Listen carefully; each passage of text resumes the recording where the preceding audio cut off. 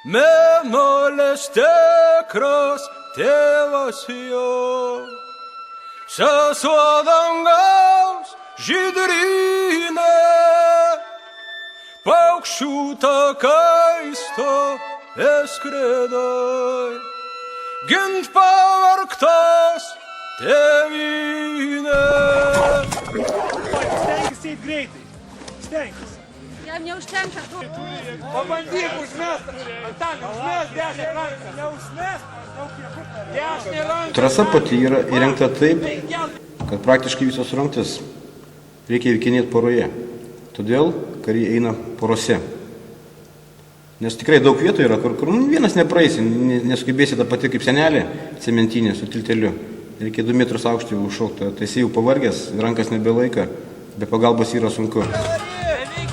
Viskas, davai. Ne, dar, nebedaug Antanai liko. Nebedaug beliko, davai. Nepaverk.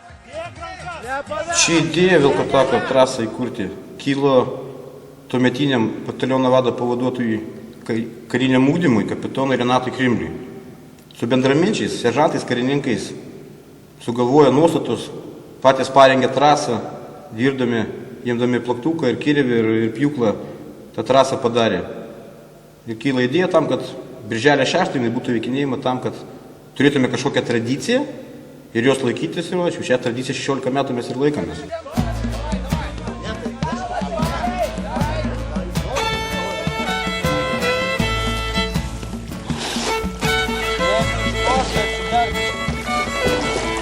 Virš Lietuvos laukų nakčia išskleidęs parašiutą. Teko eiti pirmai porai ir kai yra tranšėja, vandens buvo tiek, kad reikėjo nosį tik iškišus, nes vėla buvo nuo vandens tokiam aukštį.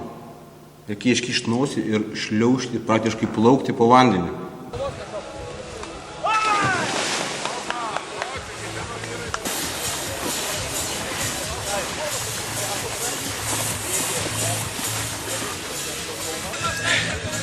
Keturiom, jeigu sustos, bus sieksim. Las, laikai.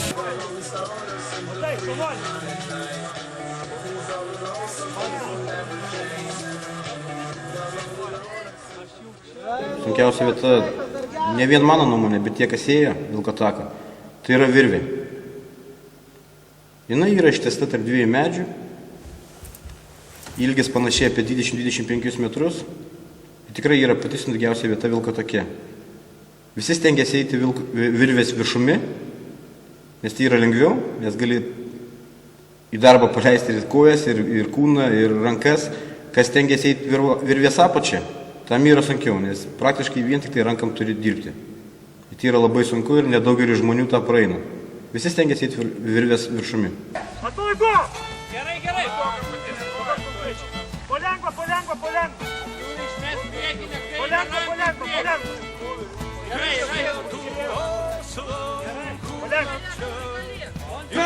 Antanai, užmės 10 ranką. Neužmės. 10 ranką, Antanai. Va, kelti viršų. Jeigu neturi, tai ne...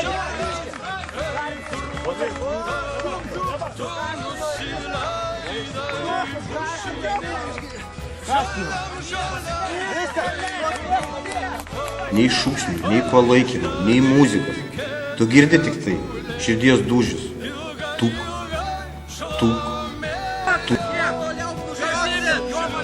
Šoka. Давай. Gerai, varo. Ranka. Gerai, nestabdom, čia nėra gilu, davai. Geri, maudaisi, žinai, davai. Čia kaip reikinys. Judėk. Pavardė. Kopa. Iš viso, sakykis.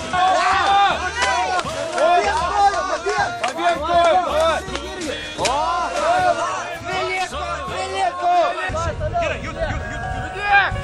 Gerai, greičiau.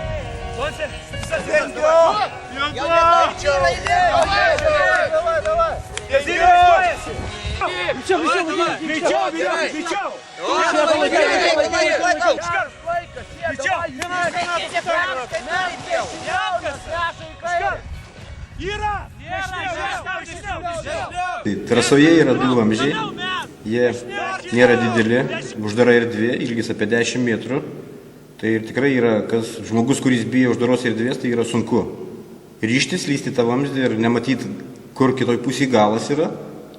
Ir neaišku, kur išeisi, kur papulsi, ką pajausi. Buvo momentas, gal 8-9 metai atgal, kaip karys neišdrįso lysti vamzdį ir teko porą nuimti nuo tako.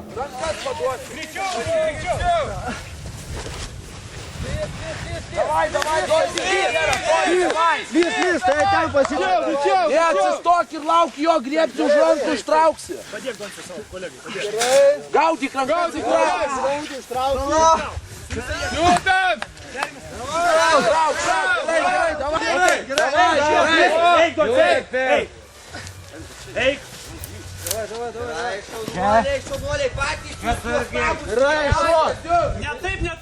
Įskleis parašiutai.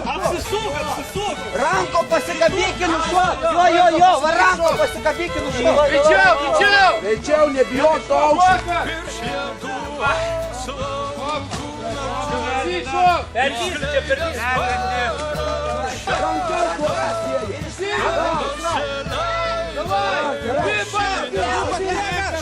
Kam teko būti vilko tokia, ne kaip dalyvių, bet žiūrovų, visiems nuostabu, kad vilko taką galima įveikti per 15 minučių. Nes toks yra normatyvas, 15 minučių. Didžiausia klaida yra daroma, yra nuo pačių pirmų metrų, stengiamės kuo greičiau viską daryti.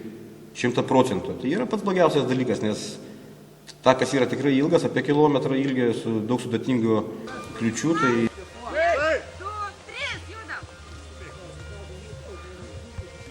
Kauno zoną nesinaudot.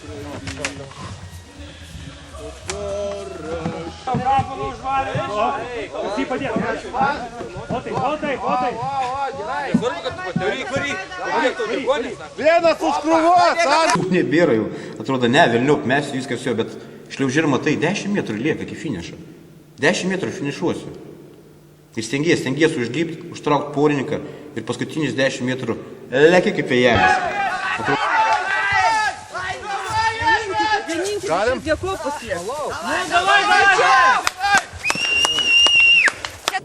Pirmas dalykas, kad užsirašytum į vilko taką, kad eit vilko taką, tą trasą, tu, skau, turi šiputėlį būti crazy.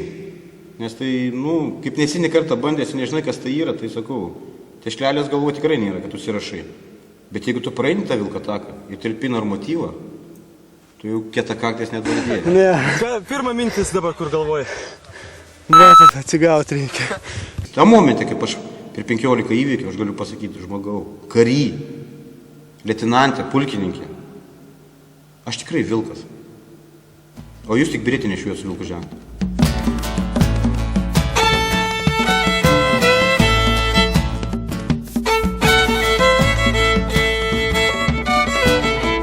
Virš Lietuvos laukų nakčia išskleidęs